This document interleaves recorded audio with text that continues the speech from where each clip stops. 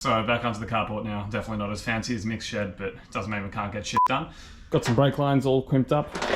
These are going to be for the rears. Once we get them in, that means we've got all the brake lines done and finished, which is nice. So all the fronts are already in. We've put a brake pressure sensor in there as well, just because it's the easiest way to wire up the brake lights. And then that's running to our little handbrake setup from Honed. And bias adjustment is there too for the pedal box, which is all nice. Easy to reach for me when I'm in the driver's seat, because reaching the dash is actually proven to be a bit of a struggle. Hence having the PDM keypad back here and stuff as well. Basically, just need to put these lines in, run from there to some bulkheads, which we'll have in the back, and out to the calipers. Off camera as well, I've been doing a fair bit of getting started with a fuel setup. So obviously we already had the fuel cell all mounted in. Now we've assembled all the Walbro pumps in the radium fuel cell surge tank. That's all mounted up and done. Just starting to work out plumbing, which is going to be tonight's job. Done some other bits like mount the fuel filter too. Basically, you're going to run the lines all out to some bulkheads here. And so it'll come through from the firewall down into the actual floor, and then they'll run underneath the car, so we're not running much fuel lines through the cabin. Got our rear brakes all mounted up now as well. Some nice 4-piston Alcons to match the big boys in the front. Best thing I love about these Alcon calipers is the thickness of the pad they're on. So they're like a 25 or 26 mil pad from memory, as opposed to like most brake calipers would be running like a 16 to 18 mil, maybe a 19 mil thick pad. Definitely, obviously, more made for endurance setup cars rather than little sprints like mine. But at least means hopefully I'll get some good value out of a set of brake pads.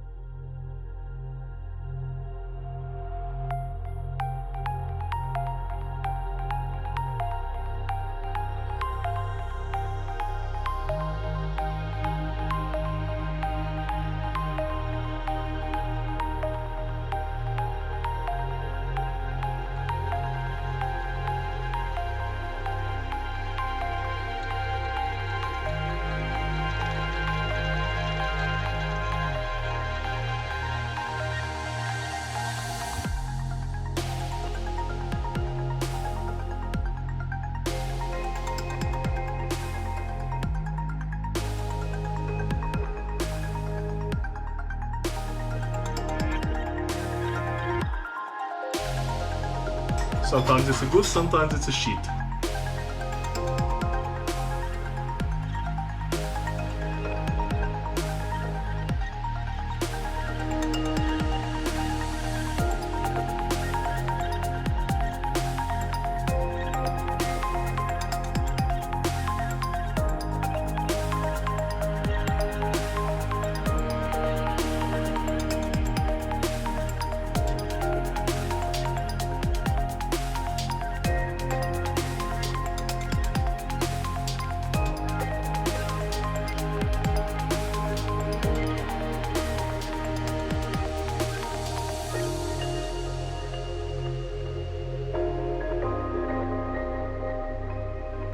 Today I'm hoping to start plumbing the dry sump tank. So at the moment, in terms of oil lines, we've kind of done most of the engine bay side, but now I'm going to try and work backwards. So we're going to go from the oil tank to the rear firewall, and then we'll go on a future date. We'll do from the firewall through the cabin to the front firewall, and then bulkheads into the engine bay. The pressure out from the tank is -12, and then we've got a -16 to do the return scavenge into the tank.